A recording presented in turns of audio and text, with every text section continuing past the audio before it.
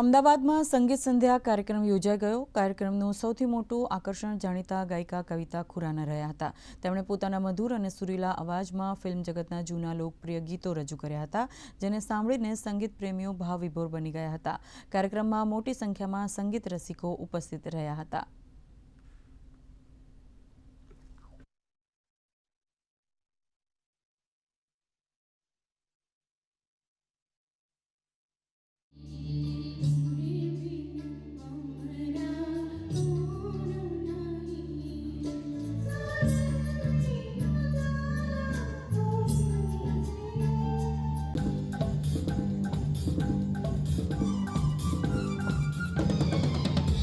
पुराने गाने का तो बहुत ही अच्छे गाने रहे हैं, सुरीले गाने हैं। आप आज भी आप खुद भी सुनिए, उनको सुनकर मतलब बहुत ही आनंद आता है।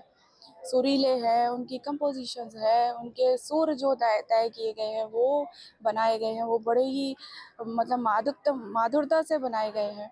तो वो तो उनका तो कोई तुलना की ही नहीं जा सकती। बहुत ही अच्छे गाने हैं वो।